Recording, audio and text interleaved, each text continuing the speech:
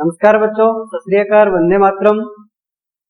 12वीं कक्षा के भूगोल विषय का छठा अध्याय अपने शुरू कर रहे हैं। इसका नाम है विश्व मानव अधिवास। संसार के मानव अधिवास के बारे में अपने चर्चा करेंगे आज। जैसे पहले अध्याय में हमने मानव भूगोल की रूपरेखा, क्षेत्र, विषय वस्तु, प्रकृति, उसके बारे में अध्ययन किया। दूसरे अध्याय में हमने जनसंख्या, मानव की विश्व प्रजातियां हैं उनके बारे में अध्ययन किया दूसरे अध्याय में। तीसरे अध्याय में हमने जनसंख्या घनत्व, वितरण और वृद्धि के बारे में बात की। चौथे अध्याय में हमने जनसंख्या संरचना, संगठन के बारे में बात की। और पांचवें अध्याय में हमने जनसंख्या संरचना के बारे में बात की। और आज अपने मानव के अधिवास के बारे में बात करेंगे। तो मानव भूगोल पुस्तक होने के कारण जितना भी कार्य है वो सारा का सारा मानव के ऊपर ही निर्भर है, क्योंकि जितने भी काम मानव करता है वो सब के सब हम इसमें अध्ययन कर रहे हैं। तो आज हम चलते चलते जनसंख्या के आंकड़े और इन सब बातों की बात करते हुए, कार्यशील जनसंख्या और जो काम कर रहे हैं उनके बारे में बात करते हुए आज अधिवास बनाते हैं अपने। अधिवास क्यों अस्तित्व में आए, सबसे पहली बात यह है। और उससे पहली बात यह है कि अधिवास है क्या। अधिवास का मतलब ये होता है, बड़ा सा अगर सामान्य अर्थ अगर आपको लेना हो तो अधिवास का मतलब होता है घर। जो भी हम घर बना करके रहते हैं, जो भी हम स्थान सुरक्षित रूप से संरक्षित करके और उसको बनाते हैं, वो सारा का सारा किसमें आता है, अधिवास में आता है। अब अधिवास में क्या है कि मानव द्वारा जो धरातल के ऊपर मानव द्वारा जो निर्मित किए जाते हैं या विकसित किए जाते हैं, ऐसे आवास जो संगठित भी होते हैं और समूह में भी होते हैं, वो सारे के सारे क्या कहलाते हैं, अधिवास कहलाते हैं। अगर इसको परिभाषिक दृष्टिकोण से देखें तो ये है कि धरातल के ऊपर मानव द्वारा निर्मित एवं विकसित किए गए ऐसे मानव आवास जो संगठित हैं और समूह के अंदर हैं, वो सारे के सारे किसमें कहलाते हैं, मानव अधिवास में कहलाते हैं।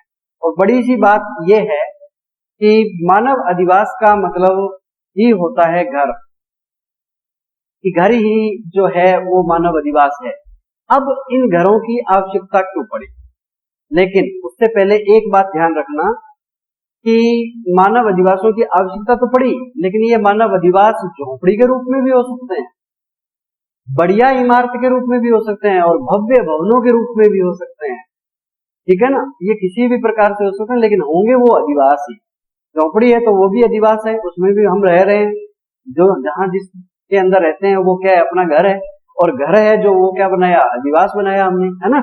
तो इस प्रकार से जो भव्य झोपड़ी भी हो सकती है, कुछ इमारत भी हो सकते हैं, कुछ पक्के कुछ कच्चे मकान भी हो सकते हैं उसमें। और भव्य भवन जो बड़ी बड़ी इमारतें बनी हुई हैं वो भी हो सकती है ना। तो ये सारे सारे क्या कहलाते हैं, अधिवास कहलाते हैं। अब ये अधिवास अस्तित्व में क्यों आए, क्या कारण था ऐसा। देखो, मानव को जो सामाजिक, आर्थिक, सांस्कृतिक, धार्मिक इन कार्यों की जो गतिविधियां करनी थी, उनके लिए उसको समूह की आवश्यकता थी। और समूह के अंदर भी उसको वहां रहने के लिए जगह थी, तो उसने अधिवास बनाने शुरू किए। अब ये अस्तित्व में कैसे आए। पहले क्या था, मानव शुरू में भोजन एकत्रण करता था, भोजन संग्रहण का कार्य था, भोजन का एकत्रीकरण करता था, भोजन संग्रहण का कार्य था मानव का, कि अपने लिए खाने के लिए अपने पास में रोजमर्रा के हिसाब से वो कुछ ना कुछ खाने की चीजें रख लेता था।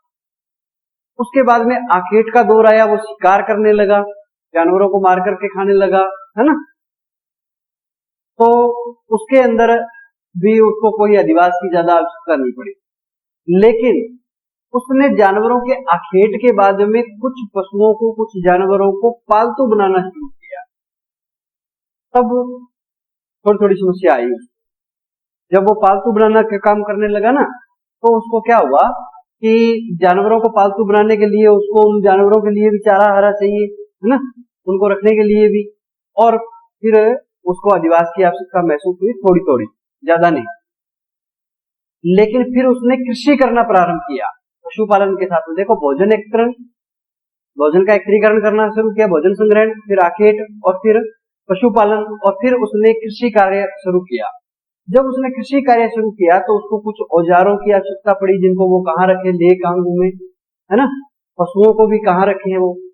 तो उसके लिए उसने कुछ अधिवास बनाने शुरू किए, और उसके बाद में उसके अधिवासों का जो पर्याय चला वो ये भी था कि उसको भौतिक जो वातावरण है, जिसमें जलवायु दशाएं हैं, मौसम है ना, ये इन चीजों से भी सुरक्षा के लिए उसको क्या है, अधिवास की आवश्यकता पड़ी।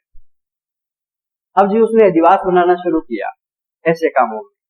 अब अधिवास बनाना शुरू किया तो इसके अंदर जो बस्तियां होती हैं, जो समूह होते हैं, वो 5-6 घरों से लेकर के हजारों की तादाद में हो सकते हैं, बड़े बड़े हो सकते हैं, महानगर हो सकते हैं, नगर हो सकते हैं, गांव हो सकते हैं, छोटे दानियों का समूह हो सकता है ना।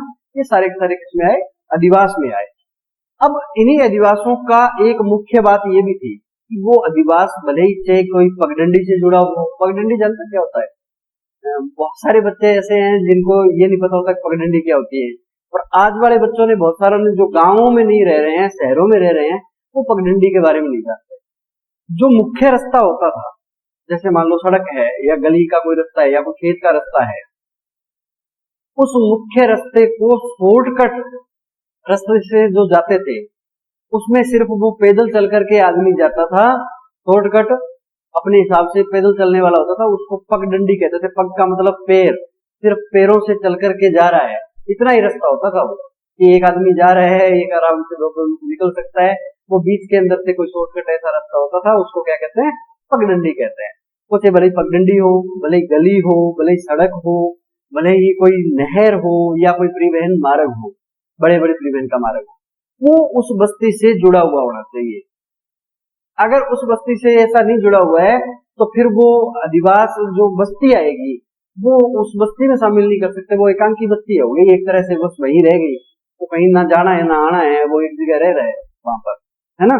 तो ऐसा हो सकता है। लेकिन जो पगडंडी से जुड़ा हुआ हो, सड़क से जुड़ा हुआ हो, गली से जुड़ा हुआ हो, नहर के साथ साथ में हो, या कोई परिवहन के मार्ग से जुड़ा हुआ हो, वो भले ही रेल परिवहन हो, जल परिवहन हो, या सड़क परिवहन हो, या वायु परिवहन हो, कोई भी हो, किसी न किसी परिवहन से जुड़ा हुआ होगा, वो बस्ती कहलाएगी। वो बस्ती का अधिवास का एक बड़ा समूह हो गया।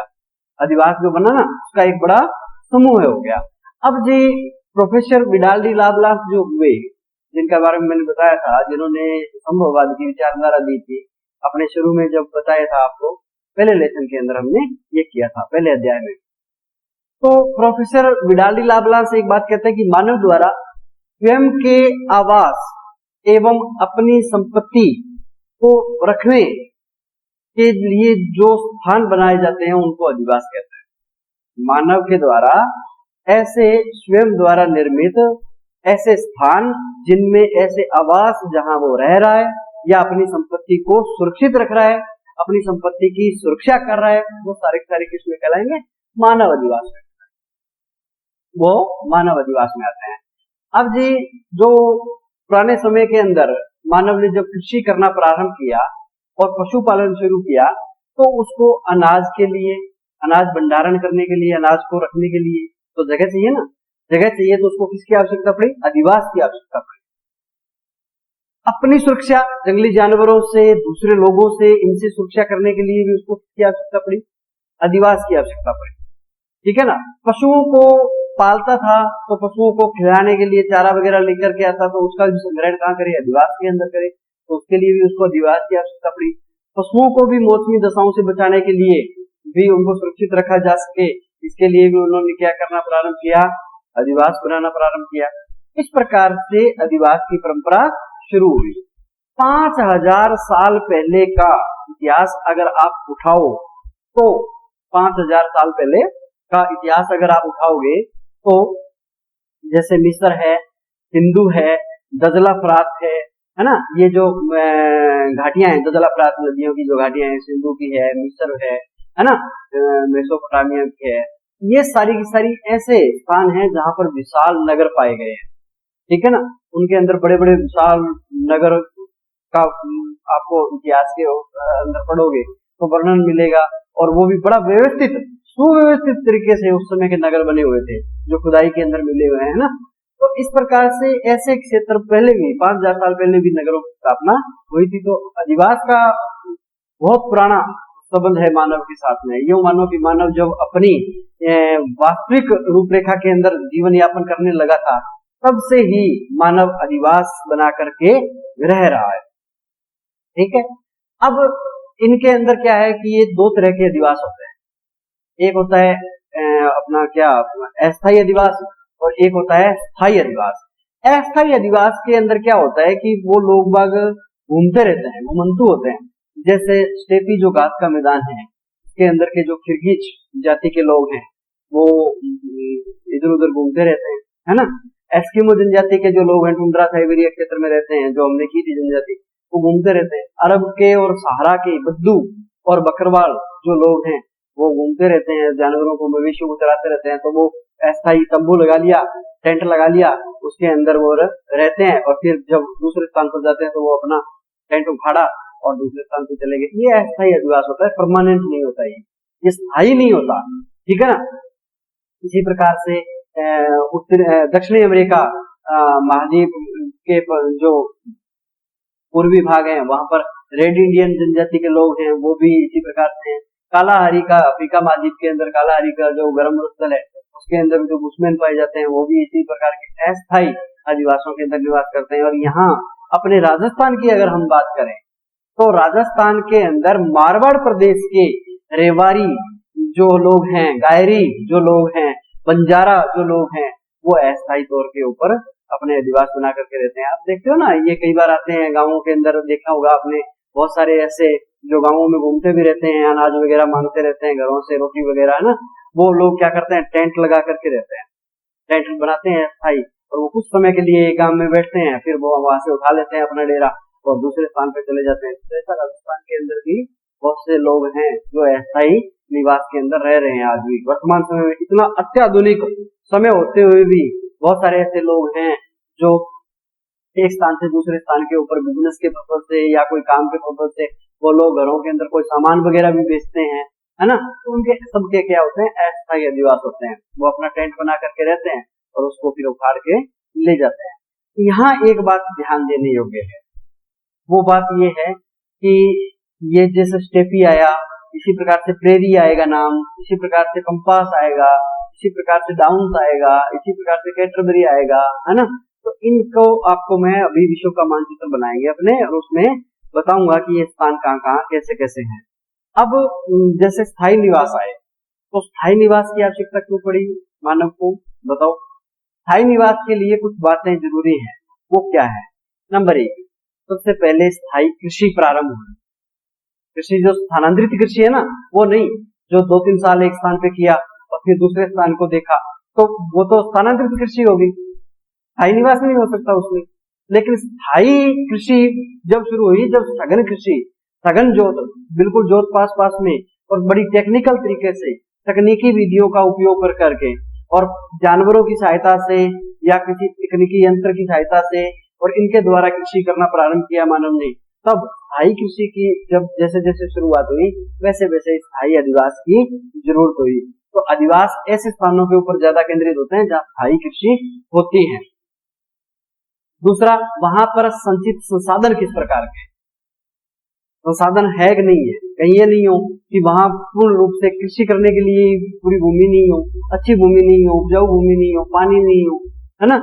तो इस प्रकार से वहां मानव अधिवास नहीं बन सकते। स्थायी अधिवास के लिए बता रहा हूँ, ये कुछ बातें अहम हैं, जैसे स्थायी कृषि होना, दूसरा वहां संचित संसाधन होना, पर्याप्त मात्रा में संसाधन होना वहां पर, ठीक है ना।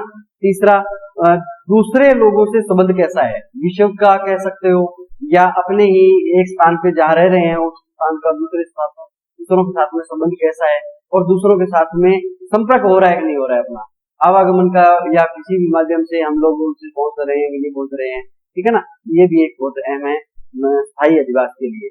उन्नति की संभावना, कि वहाँ विकास की संभावना कितनी है, कहीं वहाँ बेरोजगारी तो नहीं हो जाएगी, कल को जहाँ है वही रह जाए, जितना कुछ है संसाधन वगैरह है वो वही रह जाए, है ना। तो इस प्रकार से भी अधिवास नहीं बनते ऐसे स्थानों के ऊपर जहाँ उन्नति की संभावना कम होती है, तो वहां से लोग पलायन कर जाते हैं, दूसरे स्थान के ऊपर चले जाते हैं, प्रवास कर जाते हैं, जो हमने पिछले अध्याय में पढ़ा था। उसके बाद में सुरक्षा, सुरक्षा के अंदर क्या होता है, बाहरी आक्रमण से सुरक्षा होती है अधिवास से। आपने देखा होगा आर्मी वाले मोर्चे बना करके रहते हैं, है ना। तो मोर्चों के अंदर लड़ाई लड़ना उनके लिए इजी होता है, जबकि खुले में लड़ाइयां, पहले जैसे राजा महाराजा होते थे वो खुले में लड़ाइयां लड़ते थे, है ना। लेकिन बाहरी आक्रमण हो गया तो किले के अंदर बंद होकर के बैठ जाते थे और किला तोड़ नहीं सकते थे, किले के अंदर घुसने नहीं देते थे वो, तो वो क्या थी, सुरक्षा थी, है ना। और अब मोर्चे हैं, जैसे तारबंदी कर रखे हैं, मोर्चे कर रखे हैं, ये सारे के सारे वो उसी चीज में आते हैं। तो किलाबंदी जो होती थी वो उसके चारों ओर वो गेट बंद कर लेते थे, दरवाजे बंद कर लेते थे और सब वो हथियार लेकर के बैठ जाते थे, है ना, जैसे भी उस समय प्रचलन में थे। तो फिर वो लड़ाइयां होती थी, सुरक्षा रहती थी, तो जीत नहीं सकते थे वो। अभेद्य कह सकते हैं अपने, इसको कोई भेद ना सकते, है ना। तो दुर्ग बना करके, तो इस प्रकार से क्या है, सुरक्षा की दृष्टि से युद्ध आपातकाल के अंदर बारिश आ रही है, बहुत बड़ी बाढ़ का कारण हो सकता है, अतिवृष्टि हो रही है, तो उस समय भी मानव उसके अंदर आराम से बैठ सकता है, ऊंचे स्थानों के ऊपर मकान बना लिए, घर बना लिया, वहां भी अधिवास बनाए जा सकते हैं। सुरक्षा की दृष्टि से भी ये क्या है, उत्तम है। और इसका एक महत्वपूर्ण कारण ये भी है, सुरक्षा किस चीज की, देखो पशुओं की, जानवरों की सुरक्षा, जो जैसे ठंड होती है, गर्मी होती है ना, ऐसी चीजों से सुरक्षा मिलती है। और खुद की सुरक्षा और भोजन की सुरक्षा, यहाँ तक कि हमने जो अनाज इकट्ठा कर रखा है, मान लो अकाल पड़ गए आगे और हमने अनाज सुरक्षित रखकर कहाँ रखेंगे, बाहर खुले में रखेंगे तो बारिश आई तो भीग जाएगा सारा, अंकुरित हो जाएगा वो, है ना। और या रेत मिट्टी गिर करके खराब भी हो सकता है ना, मौसमी दशाओं से। तो इस प्रकार से वो भंडारण भी किया जा सकता है, सुरक्षा रहती है। तो अगला कारण ये भी है कि धार्मिक, सांस्कृतिक और जो आर्थिक क्रियाएं होती हैं उनके लिए भी एक स्थान, एक संस्था चाहिए, है ना, अधिवास चाहिए। उसके लिए भी धार्मिक स्थानों के लिए भी अधिवास चाहिए, जहां मानव आराम से रह सके, अपने सुरक्षा के हिसाब से वो एक स्थान के ऊपर अपना रह सके। उद्देश्यों की पूर्ति, मानव ने अधिवास बनाए, मानव अधिवास बना करके रहने लगा, कोई तो वो उद्देश्यों की पूर्ति कर सकता है। और जो स्थायी है उनके क्या उद्देश्य हो सकते हैं, जो अस्थायी चलते हैं, है ना, जो अस्थायी हैं, जो एक स्थान से दूसरे स्थान पर चलते रहते हैं हमेशा, उनका कैसे हो सकता है बताओ, वो नहीं। अपने उद्देश्यों की पूर्ति के लिए हमें कोई ना कोई स्थायी अधिवास चाहिए, जहां बैठ करके हम योजनाएं बना सके, जहां बैठ करके हम सोच सके, जहां हम सुरक्षा अनुभव कर सके, जहां हम कुछ समय ऐसा आराम से व्यतीत कर सके, तो फिर अपने उद्देश्यों की पूर्ति होती है। भौतिक सुरक्षा के अंदर क्या होता है, जैसे जलवायु दशाएं, जलवायु दशाओं में जैसे मौसमी दशाएं हैं, गर्मी, सर्दी, है ना, बरसात, इन सब सुरक्षा मिलती है हमें, है ना, बताता है ये चीज। बाहर गर्मी पड़ रही है, हमने अधिवास बना रखा है, आराम से अंदर एसी लगा करके बैठे, बाहर बारिश हो रही है, कोई दिक्कत नहीं है, हम आराम से सुरक्षित है, ना भीग रहे हैं, ना अपने पानी आ सकता है, अपना भोजन सुरक्षित है, पशु पक्षी सब जानवर पाले हुए हैं वो सुरक्षित है ना। तो और भंडारण जो किया हुआ है वो भी सुरक्षित है। इन सब चीजों के लिए हमें की आवश्यकता पड़ी, अधिवास की आवश्यकता पड़ी, और अधिवास स्थायी अधिवास, अस्थायी अधिवास की नहीं, स्थायी अधिवास की आवश्यकता पड़ी, जिसमें हम खूब सारी चीजों को आराम से रख सकते हैं, ठीक है ना। इसके अलावा जैसे अपना जो कह सकते हैं सामाजिक है, धार्मिक है, आर्थिक है, पारिवारिक है ना। और जो पारिवारिक के अंदर जो विलासिता का जीवन यापन करते हैं, अपने विलासिता से मतलब जो हम खान पान करते हैं, जैसे अब आपके मन में आया कि मुझे हलवा बनाना है, हमने स्थायी अधिवास बना रखा है, तो घर में घी भी है, शक्कर भी है ना, और सूजी वगैरह या आटा वगैरह ये भी मिल सकता है ना। तो इससे हम हलवा बना सकते हैं। खीर बनाने के मन में आई तो हमने चावल का संग्रहण कर रखा है, दूध है, पशुपालन करते हैं, दूध है हमारे घर में, है ना।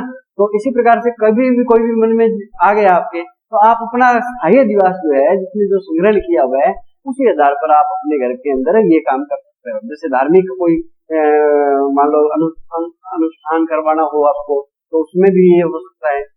सांस्कृतिक कोई विवाह शादियां होती हैं, तो उसमें इतने सारे लोग आए होते हैं, परिवारजन इकट्ठे होते हैं ना, सारे एकत्रित होते हैं एक जगह पर, उन सबको अपने सुरक्षा कैसे दे सकते हैं, अधिवास होता है, तो उसमें हम आराम से बैठ भी सकते हैं, उनको चाय पानी पिला सकते हैं, खाना खिला सकते हैं, भोजन खिला सकते हैं ना, ये सब हो सकता है।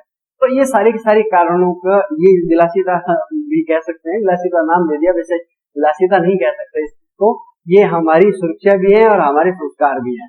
अच्छा, यहाँ मैं आपको एक बात बताना चाहता हूँ, थोड़ा सा अपने विषय से संबंधित ही है, लेकिन थोड़ा सा हट करके पूछता हूँ। अच्छा, आजकल जो लोग बनाते हैं वो मकान बनाते हैं या घर बनाते हैं?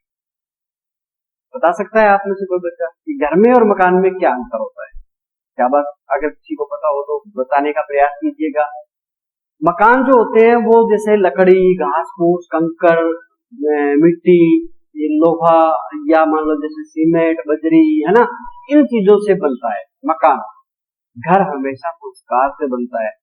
इसलिए आप लोग जितने भी बच्चे लोग बैठे हो वो सभी संस्कारित होइए। अपने माता पिता का कहना मानिए, अपने माता पिता की आज्ञा लेकर के काम कीजिए, अपने माता पिता को सुबह उठते ही प्रणाम कीजिए, नमस्ते कीजिए, ठीक है ना।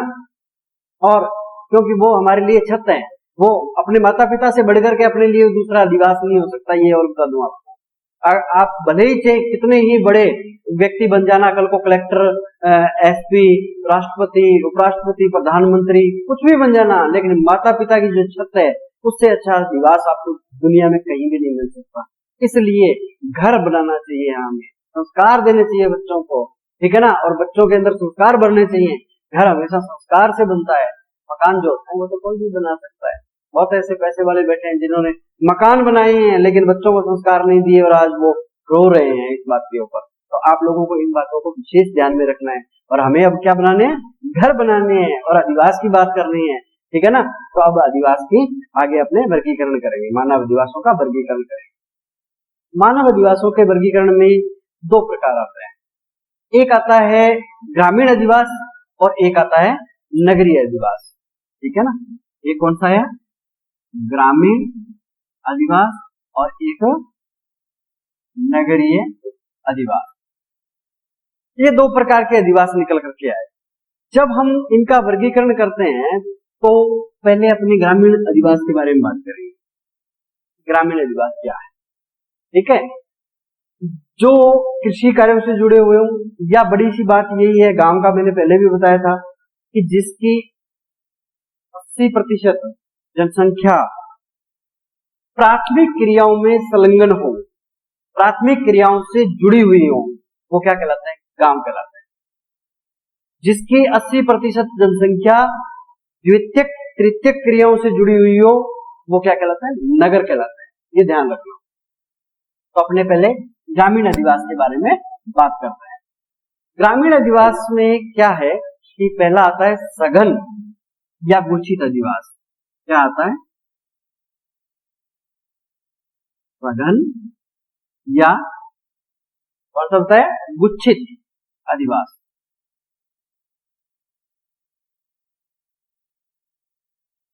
गुच्छित, देखो यहां दोनों ही बातें सामने स्पष्ट होती है। सघन का मतलब होता है बिल्कुल पास पास। क्या होता है? बिल्कुल पास पास। गुच्छित का मतलब होता है जैसे अंगूरों का गुच्छा आपने देखा होगा, बिल्कुल एकदम पास में से जुड़ा हुआ होता है, इसके अंदर प्रवेश कोई चीज नहीं कर सकते, है ना। उनको अंगूरों को तोड़ करके कर सकते हो आप, है ना, ऐसा होता है। तो जो मकान, जैसे मान लो ये इतना बड़ा एक गांव है, ठीक है, और इस गांव की ये गलियां बना रहा हूं मैं, ठीक है, ये गलियां बना दी मैंने, ये गलियां बना दी, ये गलियां बना दी। अब ये रास्ते जो हैं ये कहीं जा रहे हैं, ये कहीं जा रहा है, ये कहीं जा रहा है, ये कहीं जा रहा है ना, ये भी जा रहे हैं आगे कहीं खेतों में या कहीं और जा रहे हैं। लेकिन यहाँ क्या है? मकान है। तो ये सारे मकान बिल्कुल पास पास में हैं इस प्रकार से। ये जो मकान आ गए ना, ये सारे के सारे क्या हैं? पास पास में हैं इस प्रकार से एकदम। ये मकान है सारे के सारे पास पास में हैं, इन गलियों में लगते हैं, है ना, जो घर है। इस प्रकार से जो मकान बने होते हैं वो मकान क्या कहलाते हैं? गुच्छित मकान या सघन अधिवास कहलाते हैं। क्या कहलाते हैं? गुच्छित या सघन अधिवास कहलाते हैं, जो एकदम बिल्कुल जुड़ करके एक से दूसरे से जुड़े हुए हैं, है ना, इस प्रकार से। तो ये सारे के सारे अधिवास क्या है? सघन अधिवास है। ऐसे अधिवास कितने हो सकते हैं संख्या के अंदर? बता सकते हैं आप लोग? ऐसे अधिवास जो होते हैं वो 40-50 मकानों से लेकर के सैकड़ों की तादाद में, हजारों की तादाद में हो सकते हैं ऐसे अधिवास। कम से कम 40-50 मकानों या घरों की आबादी है, जो बस्ती है, वो उस बस्ती से लेकर के और सैकड़ों हजारों की तादाद के अंदर ऐसे अधिवास हो सकते हैं जो क्या कहलाएंगे, उचित अधिवास या सघन अधिवास कहलाते हैं। ठीक है, अब अगला आता है प्रकीर्ण अधिवास या एकांकी। प्रकीर्ण अधिवास या एकांकी, इस अधिवास में एक अंतर है सघन में और गुच्छित में और एकांकी में। एकांकी जो अधिवास होते हैं वो ज्यादातर क्या होते हैं, आजाद रहने वाले लोग होते हैं, जिसमें ये होता है कि वो अपने आप को खुले में रखने वाले होते हैं। जैसे प्रेरी प्रदेश में रह रहे हैं, स्टेपी प्रदेश में रह रहे हैं, पास प्रदेश में रह रहे हैं, डाउन्स प्रदेश में रह रहे हैं, वेल्स प्रदेश में रह रहे हैं। ऐसे लोग जो हैं वो सारे क्या हैं, एकांकी प्रदेशों में रहने वाले हैं, जहां वो अकेले ही विचरण करते हैं, वही खेती कर ली, वही रह रहे हैं, उनका दूसरे लोगों से संपर्क नहीं होता। ऐसे अधिवास क्या कहलाते हैं, प्रकीर्ण अधिवास या एकांकी अधिवास कहलाते हैं। अब जी अगला आता है नेक्स्ट मिश्रित। कौन सा आता है, मिश्रित अधिवास। मिश्रित अधिवास सघन और प्रकीर्ण दोनों की मिली हुई बीच की अवस्था है। उनको सघन अधिवास भी नहीं कह सकते और उनको प्रकीर्ण अधिवास भी नहीं कह सकते, बल्कि क्या है, दोनों की मिली हुई अवस्था है, दोनों का मिला जुला रूप है। ऐसे अधिवास, जैसे सबसे पहले सघन अधिवास आए बिल्कुल पास में। प्रकीर्ण अधिवास ऐसे क्षेत्र जहां पर दूर दराज तक उनका बस अकेलों का ही वर्चस्व होता है, वही खेती कर रहे हैं, वही उसको इस्तेमाल कर रहे हैं और वो दूसरों से जुड़े हुए हैं।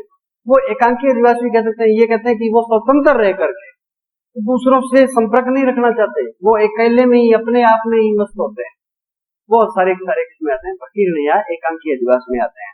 इसके अलावा मिश्रित अधिवास में सघन और प्रकीर्ण की दोनों की बीच की अवस्था होती है। तो उसको एकदम से यूं नहीं कह सकते कि बिल्कुल पास में है, और एकदम से यूं नहीं कह सकते कि बिल्कुल एकांकी है, वो अकेला ही है, अपना है, स्वतंत्र अस्तित्व है उसका, ऐसा नहीं कह सकते। बल्कि वो बीच की अवस्था ये है कि वो लोग सभी दोनों रूपों को अपनाए हुए हैं। वो सघन में भी कह सकते हैं और वो एकांकी में भी हो सकते हैं।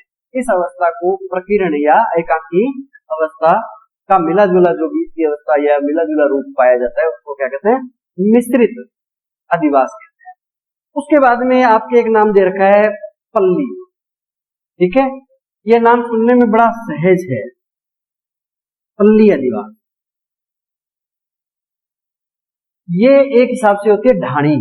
क्या होती है, ढाणी। अपने यहाँ सामान्य भाषा में ढाणी कह देते हैं, है ना।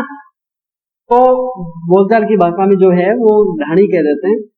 पल्ली को भूगोल के अंदर नंगला, पाड़ा, कोरबा, है ना, ये भी कहते हैं। पल्ली का अर्थ प्राय क्या होता है, ये एक एकांकी बस्ती होती है जो लोग घनी गहरी जनसंख्या हो जाती है, घनी आबादी हो जाती है, जगह कम पड़ने लग जाती है, तो फिर वो अपने गांव से थोड़ा दूर, गांव से 2 किलोमीटर भी हो सकती है, 5 भी हो सकती है, 1 भी हो सकती है, 3 भी हो सकती है, मतलब वो गांव से थोड़ी दूर होती है और गांव से संपर्क में होती है। कोई सड़क के किनारे या कोई खेत के रास्ता है उसके ऊपर या कहीं अपने खेत में रास्ता बना करके और वो मुख्य रास्ते से जुड़ जाते हैं। ऐसे घरों का समूह है जहां एक ही परिवार के कुछ लोग अलग अलग घर बना करके रह रहे हैं या एक ही घर में रह रहे हैं, वो ढाणी कहलाती है, वो पल्ली कहलाती है, जो गांव से थोड़ी दूर होती है। एक तरह से गांव से थोड़ी दूर एकांकी बस्ती होती है वो, एक हिसाब से, ठीक है ना। उसको क्या कहते हैं, पल्ली कहते हैं। अब वो किसमें आती है, पल्ली में आती है। अब उसको अलग अलग नामों से पुकारा जाता है, कई स्थानों के ऊपर उसको पूर्वा कहते हैं। कहाँ रह रहे हैं, पूर्वा में रह रहे हैं। अपने जैसे कहते हैं कि ये लोग कहाँ रहते हैं, ये ढाणी में रहते हैं। गांव में रहते हैं, नहीं जी, गांव में नहीं रहते। गांव के पास में एक ढाणी है। ढाणी का मतलब एकांकी बस्ती है हमारी, स्वतंत्र है। जैसे प्रकीर्ण और एकांकी बस्ती आई थी ना, वैसे ही स्वतंत्र है। लेकिन प्रकीर्ण और एकांकी बस्ती के अंदर तो ये हो सकता है कि दूर दूर तक उसका क्षेत्र हो, एकदम स्वतंत्र जीवन जी रहा हो, लेकिन उसका तो अपना एक खेत है, छोटा सा या बड़ा है, उसके अंदर वो ढाणी बना करके रह रहा है। अपने यहाँ जैसे सामान्य बोली भाषा के अंदर अपने यूं कहते हैं कि ये लोग कहाँ रहते हैं, ढाणी में रह रहे हैं, है ना। वो लोग कुछ स्थानों के ऊपर यूं कहते हैं कि ये पूर्वा में रह रहे हैं, पूर्वा का मतलब भी ढाणी ही होता है। कुछ स्थानों के ऊपर इस बात को कहते हैं कि जी ये पल्ली में रह रहे हैं, ठीक है ना। तो पल्ली का मतलब यहाँ एक चीज ध्यान देना, अपने जो हरा चारा बांधते हैं या जो जैसे पशुओं का जो भूसा जो लेके आते हैं, तूड़ी जो लेके आते हैं, है ना, या गुना कहते हैं जैसे गेहूं का, है ना, वो लेकर के आते हैं, तो वो भी अपने पल्ली में डाल करके लेके आते हैं। पल्ली से मतलब चादर से भी होता है, लेकिन यहाँ ये नहीं है। आप भूगोल विषय के विद्यार्थी हो, बात को गंभीरता से और सोच समझ करके बात करनी है, और उसके लिए ये है कि पल्ली का अर्थ है ढाणी, वो ढाणी में रह रहे हैं, है ना। कुछ स्थानों के ऊपर यूं कहते हैं कि नंगला में रह रहे हैं, नंगला में रहने वाले लोग हैं, ढाणी में रहने वाले लोग हैं, है ना। तो पाड़ा नाड़ा ये भी नाम है इसके। तो इस प्रकार से क्या है, पल्ली का अर्थ होता है कि गांव से थोड़ी दूर एकांकी बस्ती, जिसके अंदर एक परिवार के या एक समुदाय के लोग अलग अलग घर बना करके इकट्ठे रहते हैं, वो क्या कहलाती है, ढाणी कहलाती है, पल्ली कहलाती है। तो अपने इस अध्याय में मैंने आपसे जिक्र किया था कि अपने अभी थोड़ी देर बाद में आपको मैं प्रेरी, स्टेपी, पंपास, लाउंस, वेल्स, इनके बारे में बताऊंगा विश्व का मानचित्र बना करके। ये सारी बातें आपको विश्व के मानचित्र में बिल्कुल प्रदर्शित करके दिखानी है। तो बिल्कुल आप मेरे साथ में विश्व का मानचित्र बनाइएगा एक साथ में, और अपने इनको शॉर्ट एंड स्वीट तरीके से बताते हैं। ये कौन सा महाद्वीप बना रहा हूं मैं, बता सकते हैं आप लोग? बिल्कुल शाबाश, उत्तरी अमेरिका महाद्वीप आया। और अब इसके बाद में ये दक्षिणी अमेरिका महाद्वीप आया, है ना। ये दक्षिणी अमेरिका महाद्वीप बनाया हमने, है ना, इस प्रकार से। और विश्व का मानचित्र आप लोगों ने बनाना सीख लिया होगा बहुत अच्छे से, है ना। सारे घर पे प्रैक्टिस करते होंगे, तो मुझे बड़ी खुशी होगी। आप लोग सारे घर पे प्रैक्टिस करते हैं ना? कितने बच्चे करते हैं, जरा हाथ उठा करके बताएंगे आप लोग, है ना। तो बहुत अच्छी बात है, जो बच्चे बना रहे हैं वो बहुत अच्छी बात है, जो नहीं बना रहे हैं उनके लिए ये सुझाव है कि वो विश्व का मानचित्र बिल्कुल अपने हाथ से बनाना सीखिएगा, है ना। अच्छे बच्चे जो होते हैं वो पढ़ने में मेधावी होते हैं। ये कौन सा महाद्वीप बनाया हमने, ये अभी जो बनाया था पीछे वो अफ्रीका महाद्वीप बनाया था।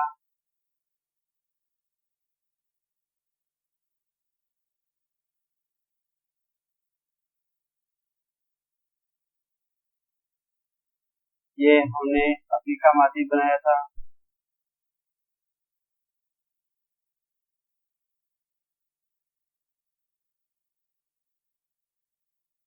और ये भूमध्य सागर और वो बना दिया, ये यूरोप महाद्वीप आ गया,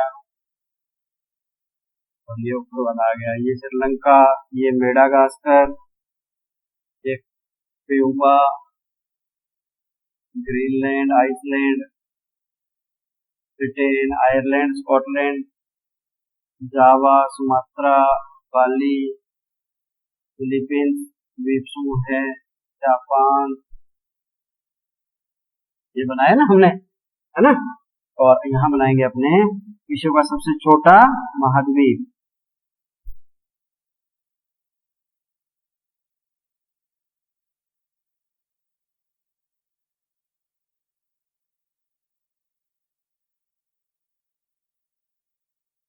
ये विश्व का सबसे छोटा महाद्वीप, ठीक है। और ये न्यूजीलैंड, है ना। अंटार्कटिका महाद्वीप बनाने की जरूरत नहीं है क्योंकि जनशून्य है। अब देखो यहाँ पर जो एक घास का मैदान पाया जाता है, जो मैं आपको अलग अलग कलर से दिखा देता हूँ, अलग कलर से। ये जो घास का मैदान है ये प्रेरी कहलाता है, जो उत्तरी अमेरिका महाद्वीप में स्थित है और कनाडा और संयुक्त राज्य अमेरिका के बीच में है। इसको क्या कहते हैं, प्रेरी कहते हैं। अर्जेंटीना के पास में जो ये लगता है इसको पंपास कहते हैं। क्या कहते हैं, पंपाज या पंपास। यहाँ पर जो घास का मैदान पाया जाता है इस स्थान पर इसको वेल्ड कहते हैं। अफ्रीका महाद्वीप में क्या कहते हैं, वेल्ड। और जो यूरेशिया के अंदर, यूरोप और एशिया के अंदर जो ये घास का मैदान पाया जाता है, शीतोष्ण कटिबंधीय घास के मैदान है ये भी ध्यान रखना। इसको स्टेपी कहते हैं। ये शीतोष्ण कटिबंधीय घास का मैदान है, ये भी शीतोष्ण कटिबंधीय है, ये भी शीतोष्ण, ये भी शीतोष्ण। इसको क्या कहते हैं? स्टेपी, स्टेपी घास का मैदान। अब आपसे ये प्रश्न पूछ लूं कि स्टेपी घास का मैदान किस महाद्वीप में पाया जाता है? ऑप्शन सुनो, एशिया, यूरोप, यूरेशिया और अफ्रीका। देखो अफ्रीका में तो है ही नहीं, अफ्रीका में तो वेल्ड है ना, और यूरोप में भी है ये, और एशिया में भी है, और इकट्ठा किस नाम से पुकारते हैं? यूरेशिया। तो कौन सा ऑप्शन सही आएगा? यूरेशिया, यूरेशिया महाद्वीप में पाया जाता है, ठीक है ना। और यहाँ जो अपने दो नदियां, जो मरे और डार्लिंग, दो नदियां बहती हैं ऑस्ट्रेलिया महाद्वीप में, यहाँ जो घास का मैदान पाया जाता है उसको कहते हैं डाउन्स। और न्यूजीलैंड को अगर साथ में मिला दिया जाए, साथ के जो द्वीप समूह हैं, तो इनको कहते हैं, न्यूजीलैंड के अंदर इसको कहते हैं घास के मैदान को कैटरबरी, कैटरबरी, ठीक है। और ऑस्ट्रेलिया के अंदर डाउन्स। तो prairie, pampas, veld, steppe, downs, Canterbury, ये शीतोष्ण कटिबंधीय घास के मैदान हैं जो एकांकी या प्रकीर्ण व्यक्तियों के लिए उत्तरदायी है, जहां पर दूर दूर तक कोई और दूसरा अधिवास नहीं होता है और वहां बड़े बड़े फार्म होते हैं। तो ये आपने विश्व का मानचित्र बना लिया होगा, है ना। यहाँ लिख सकते हो संसार, और संसार के नीचे लिख दो शीतोष्ण कटिबंधीय घास के मैदान। संसार लिखने के बाद में यहाँ क्या लिख दोगे? शीतोष्ण कटिबंधीय घास के मैदान। और यहाँ लिख दो संकेत, संकेत में एक डिब्बा बना दो और इस प्रकार की लाइनिंग जो दिखाई हुई है, इसका मतलब ये आ गया कि ये घास के मैदान है। या यहाँ लिख दो प्रेरी, यहाँ पंपाज, बेल्ड, स्टेपी, डाउन्स, कैटरबरी, ये नाम लिख दो। तो इस प्रकार से हम इनको दिखा सकते हैं, ये याद करने योग्य हैं। अब आप ये नहीं पूछोगे, मैं अब आपसे एक चीज से ये प्रश्न पूछ लूं कि बताओ अपना जो पंपाज घास का मैदान है वो किस प्रकार का है? शीतोष्ण कटिबंधीय है, और शीतोष्ण कटिबंधीय है तो वो किस महाद्वीप में पाया जाता है? दक्षिणी अमेरिका महाद्वीप में। प्रेरी घास का मैदान जो है वो किस महाद्वीप में पाया जाता है? उत्तरी अमेरिका में। और उत्तरी अमेरिका के अगर वो कह दे कि कौन कौन से राष्ट्रों में, तो संयुक्त राज्य अमेरिका और कनाडा के सीमा के बीच में है, ठीक है ना, दोनों देशों में आता है ये। और स्टेपी घास का मैदान किस महाद्वीप में? यूरेशिया महाद्वीप में।